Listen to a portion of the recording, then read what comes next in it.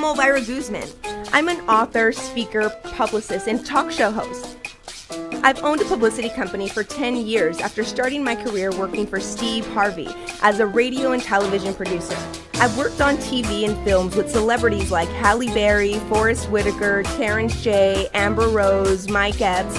I've done concerts for Ice Cube, The Game, Music Soul Child. I've worked on books for Shirley Strawberry, Troy Byer, and I've done philanthropy projects with Hollywood's heroes like Danny Trejo. Throughout my career, all of the projects I've done have had one common thread.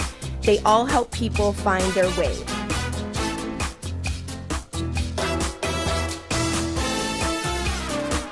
Welcome back to the show. Today we've been talking about the power of thoughts and how to eliminate the negative ones. And we've been receiving so much feedback from you guys. I have my good friend Raina Plummer here from the Flourish Network to read some of your questions. Raina, welcome to the show. Thank you. I love coming here. It's been so great hearing everything you've said about getting rid of those negative thoughts. Michelle was great hearing her talk about her kids, because people these days, I feel like, don't tell their kids how to just be gentle people and just know how to operate in the world and not think those negative thoughts or be negative people. So yeah, I definitely agree. The other day, briefly, I went to a restaurant to kind of relax after all of my meetings from the day, and the last thing I wanted to hear was a kid banging on all this stuff. And so I asked the waitress to please relocate me, because their mom wasn't doing anything. She was just letting them run amok in there. And I was just like, Lord, let there be a good mom in here that goes and tells them to be quiet. So move out the way. Yeah, so I definitely loved her tips. So the first question I have is from Christy1232, and she's saying, I'm having some negative thoughts, so much so that there's days where I feel like I can't get out of bed. It's really getting me down. What can I do to get out of this slump? Well, first of all, I've definitely been there.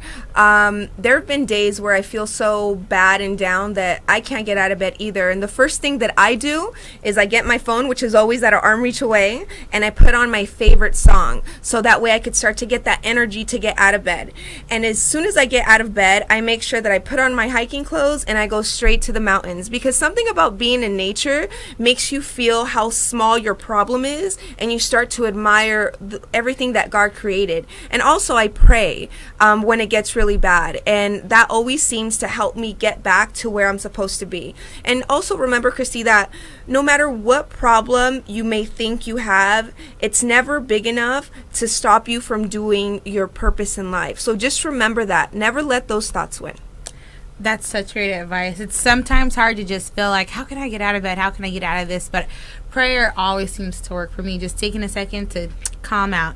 So the next one comes from LA Dreams and Things. Fun name. Hey. I was bullied when I was younger, and sometimes I still hear the names that they called me. How can I stop these thoughts or get them out of my mind? It's so hard. Well, first of all, I'm very sorry to hear that you were bullied. My advice to you is to know that hurt people, and they were probably projecting how they felt or how they were being bullied at home onto you. So let it go and forgive. Forgiving them is going to be one of the biggest ways for you to be able to overcome that.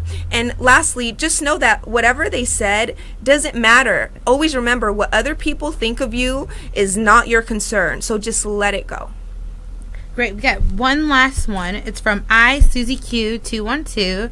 Guessing she's from New York. Oh. So comparison is the root of all evil, but I feel myself constantly comparing myself to others. What can I do to change this? First, you need to understand that everyone's life is different. Some people may have huge success at the beginning and then it slows down, and others may have slower success at the beginning but then it really speeds up.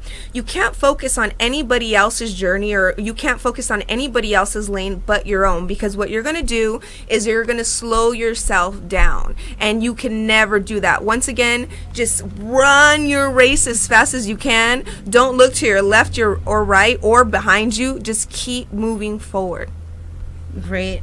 So do we have time for one more? Yes, one more. So we have one more. So it says, I used to be a size 16, but now I'm a size 8. I feel myself constantly thinking that I'm that size 16 again, or that people are looking at me the way that I was. How can I stop these thoughts from coming into my mind, or how can I get myself to view myself differently?